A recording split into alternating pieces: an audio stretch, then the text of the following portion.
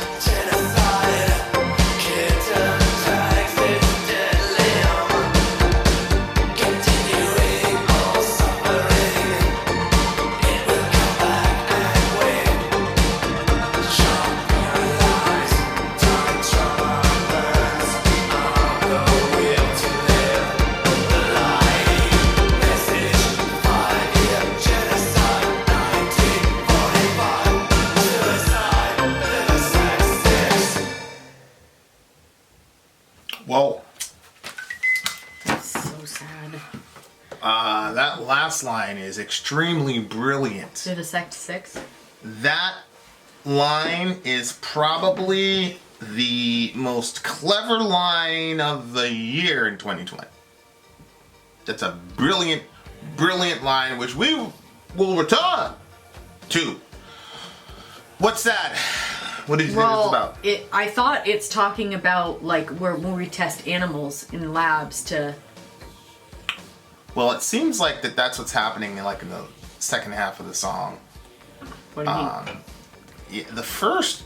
In nervous convulsion crouches infant ape, trembling in mother's shit. Caged eyes, tearless, filled with contempt. Clinic mask experiment with life and death. Sounds like they're just doing it on a baby ape. Yeah.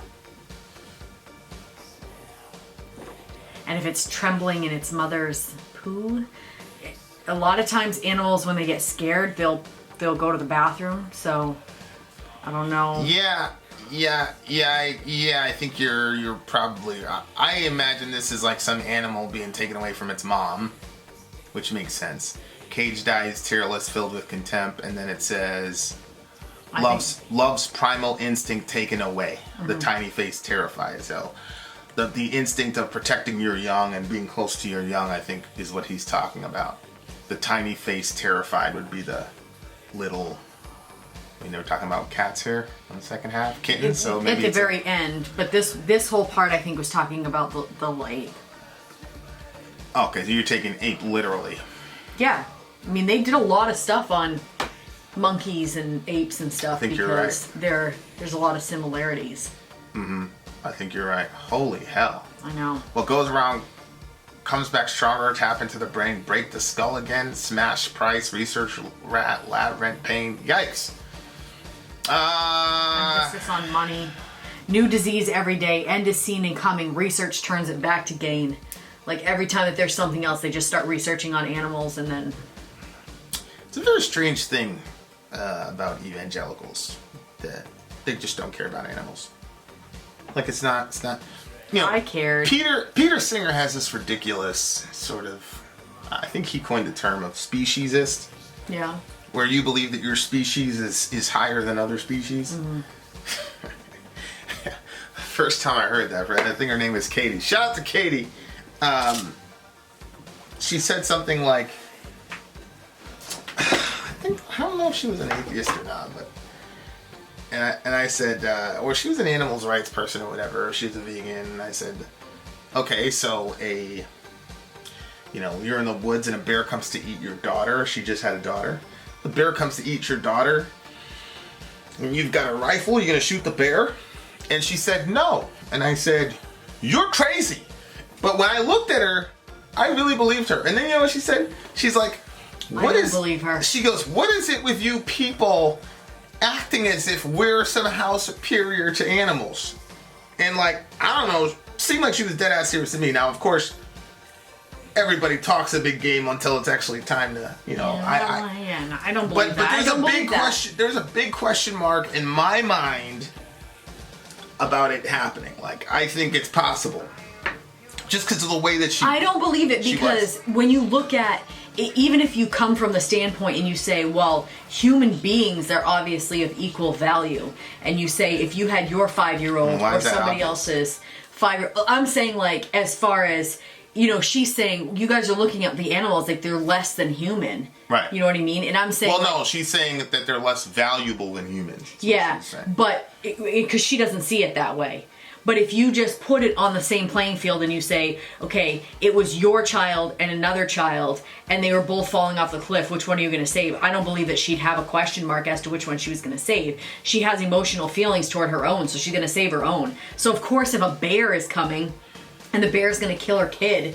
I don't believe for a second she'd let the bear kill her kid so she didn't have to kill the bear. I don't believe it. I don't know, bro. I don't believe it. No way. I don't know. She was. Literally can't convince me that. That's crazy. I mean, well, again, there's no way for anybody to convince anybody because she's not in that situation. I'm just saying, like. It's ridiculous. But it's like that guy saying he eat a baby because he got backed in the corner and he had to stick with his stick with what he was saying. It was stupid. Well, it was funny because I was having a discussion on abortion with on Justin Downing's channel, Empathetic Atheist. Go check it out. And you had one guy that, you know, of course they couldn't. They know that a fetus is a human being. It's a small baby. It's a human baby. Mm-hmm. So, because he talked to me before, so he goes, "Yeah, but it's not a person." And he says, "You know, the personhood is X, Y, and Z," which is, again, the personhood argument is ridiculous because there's no unified understanding what personhood is. It's not even close. Mm-hmm. Secondly, every dictionary you'll find generally has person as a human individual, a human being considered as an individual. Mm-hmm. But I'm looking at this and I'm like, because Peter Singer is basically, it would be more moral to kill a severely disabled child than it would be a happy cat. Because he's not a speciesist. So now I'm looking at this and I'm like, these guys clearly have a mind. These animals, they clearly have a mind. And according to Francesca Minerva, it's designs on the future. That's how she defines personhood. So in that case, the ape would actually be more eligible for living than the human baby. In that ideology. Mm-hmm. And that guy was serious. Remember we talking about harvesting organs and all that? Mm-hmm. Like, that dude was dead ass serious. Now, he didn't have a kid. But I just think, you know, it's kind of weird. Like, one of the sort of indicators that a kid is in trouble and he's sociopathic or psychopathic is that they harm animals. Mm-hmm. And so, when you look at the state of America, like, we're killing these animals wholesale, a lot of time just for fun. I just saw something with Trump's son, and he just took out this rhino, and the rhino was dead, and it was like basically laying down, but like the rhino was almost as tall as Trump standing up. Like, it was crazy. And it's like, just like, you have this majestic beast, and then here's this, you know, just spoiled, you know, whatever, you know, and it's just a big sport, and he's not gonna do anything with it, and, you know, it's just crazy. I don't like stuff like that. Yeah. Trump's son posing Amir Farah with, there it is right there. I don't know what that is a bison or something, or the killing of an African big whatever. I mean, look. Oh my God. I mean, it's just this amazing creature, just boom, killed, and like, that's it. You know what I mean? Like, hey, you know. So I just think that, like, collectively, the way we are with animals, I don't like stuff like that. Yeah. Go back to that, because there was a picture down there that looked like it was huge what he had killed. Well, yeah, it's pretty massive. Yeah, I just think I don't like any of that stuff either. Like, especially when it's like kids posing with animals and they've killed them. I don't. I think that there are times where, like if you have a farm and you're teaching your kid, like, yeah, I feel differently about that. I just don't like. You had clicked on that picture and then, or whatever, I don't know, and it brought up. Scroll down. Holy hell! Yeah, I mean, these are. And there's one with a giraffe. Like, why? Who does that? Who kills a freaking giraffe? Look at that. Is that an elephant? An elephant, yeah. I just don't understand how that. Oh, that's so sick. Yeah, the giraffe was all folded over. Yeah, I just don't understand. Like. I don't like it. I don't like. That's freaking disgusting, though. Alright, that's enough of that. That's just disgusting. Yeah, so the way that we treat animals is pretty freaking horrendous. Mm-hmm. It's really, really, and really, what really they do to horrendous. those big animals is humane compared to what happens in the labs. Well, that's why he talked about, like, the myth of humane or the lie of humane or whatever, passed off as humane. Mm-hmm. Vacuum clicks on high, conscious of the pain, passed off as humane. Which obviously, I don't know what the procedures are in. I don't either. But obviously, that also made me think of abortion. Oh, me too. Right, like. Of course. Remember that time we shot that show? And it was Levitano. He was describing the second most popular form of abortion, and he they put the vacuum on when he was talking about the vacuum, and I was just done. Like, we didn't even publish a show. We talked about it for 2 hours. We didn't even publish a show. It's just horrible, horrible sound, like, ingrained in your mind. And yeah, that was pretty tough. So it's just amazing the parallels between how we treat these. And a lot of these scientists, the vast majority of them, look at them as our nearest common ancestor, I think. I'll have to verify that with Alec, but it's like, it doesn't, I can see, like, it doesn't take long for a person to make the next step. You know what I'm saying? And that's why you have, that's why you have the discipline of bioethics, because you're trying to, quell the madness of the mad scientist. Mm-hmm. So, but yeah, like, I think there's some show called Humans or something, or Planet of the Human. There's something it's called Humans, and it's talking about, the documentary is how these animals are being mistreated. And it's like, I don't like it. These songs, yeah, and then mixed scent anxiety. Like, I think this is like animal testing on anything from like medicine to perfume or whatever.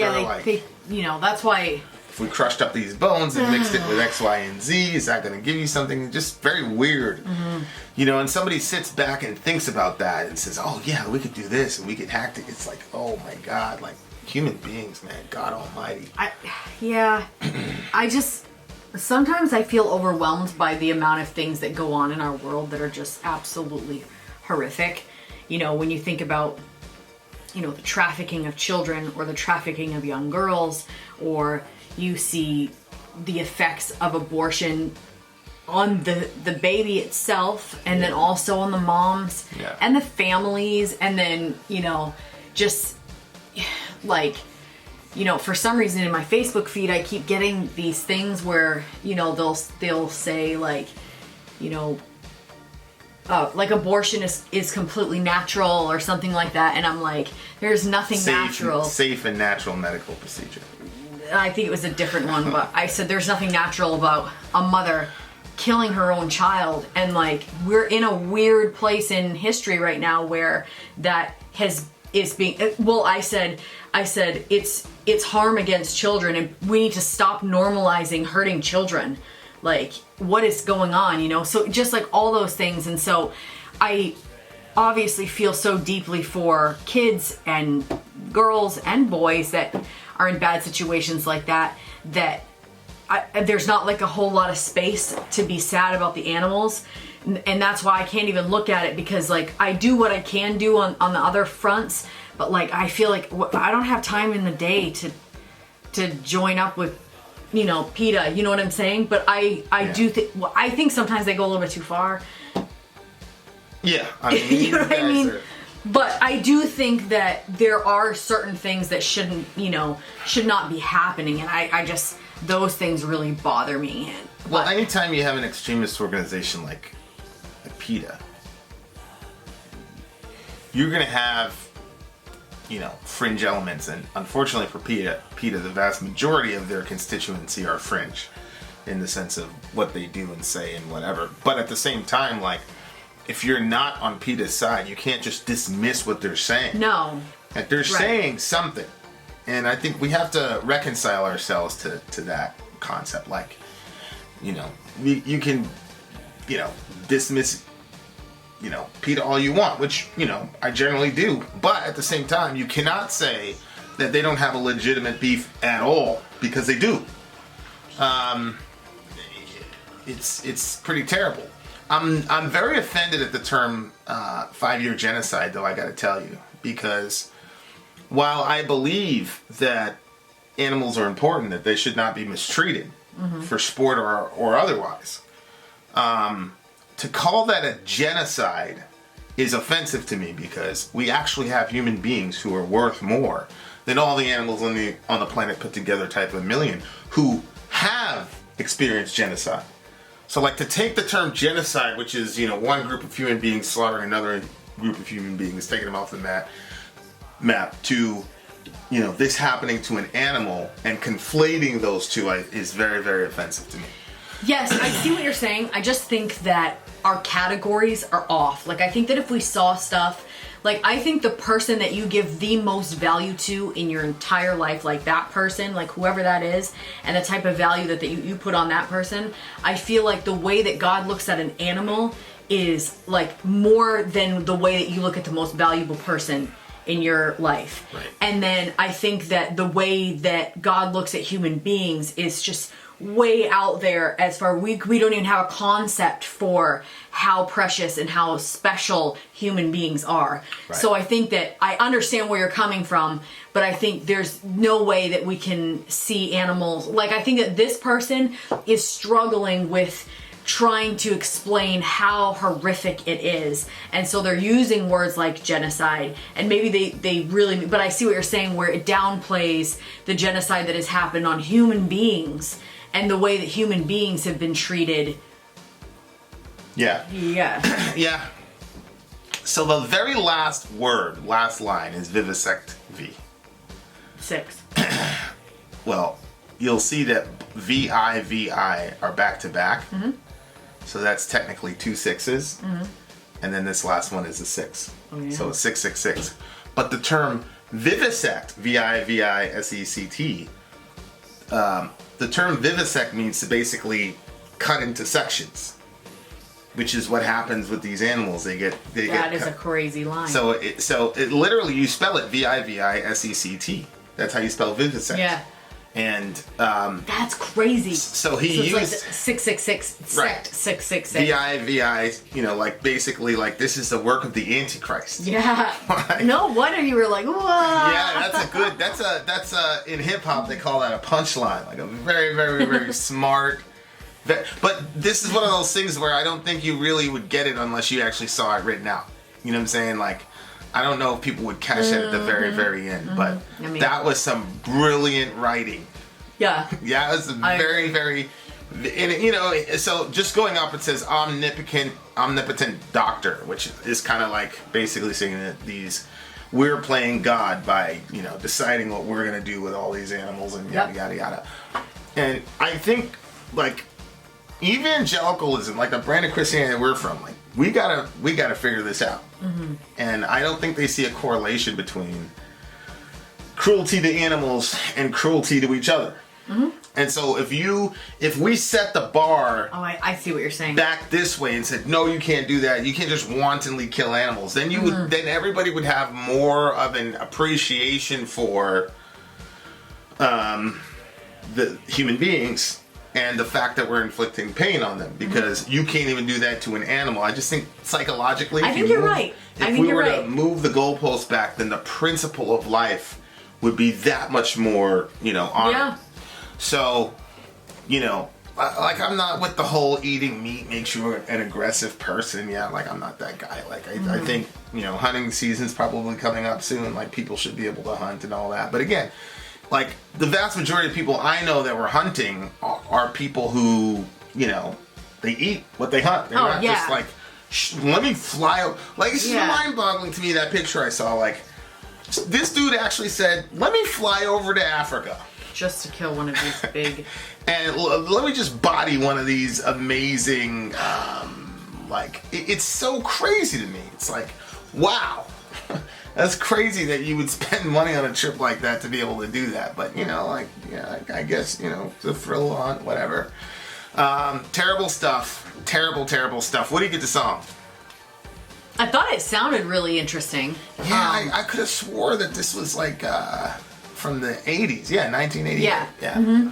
But it was... The topic, it was weird because, like, I saw you were, like, moving, at the beginning. Yeah. But I was like, how are you doing that with what this topic is? Yeah. And so that was kind of like I could, musically I could feel, but I was just, like, horrified by the lyrics. Well, like, I basically assumed it was, like, metaphorical. Like, you're in a cage, yada, yada, yada. Oh, no, not me. And then as the song went on, I was like, this is not metaphorical. Mm-hmm. Like, this dude is talking about how we're treating these animals. Brutal. Yeah. Brutal. What did you give it? I don't know. Hold on. Here's a second. Oh, we didn't like his song that he requested during the Rockathon. He said, hopefully this one's a better introduction. It is. They're a classic industrial group and have many songs that tackle animal rights issues. There we go. There is a band official video for that, but even I couldn't get all the way through it, so I'll just have you stick with the song. Oh, thank you.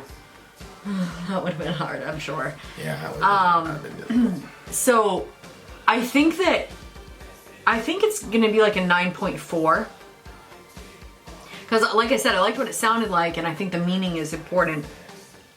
It's a 9.5 for me. Good song. Meaning's definitely important. And the musicianship, I actually liked it. I like the beat. I like the... Me too. You know, like 80s type of thing. Cool kid. I was too young to, like, go to those parties, but, like, that was the music, the beat. You know what I'm saying? Like, that's how people were. Like, so it was just, hey, we're cool. Yeah. You know, like... Mm-hmm. Yeah. Good stuff. Good stuff. All right, Brian. Challenging song for sure. Oh, I think it's Bryce Smith the Jedi. Bryce Mai the Jedi. So thank you, buddy. Bryce Mai the Jedi. We'll get your other one out to you very soon. There you are. Then out. Sorry out. Gone.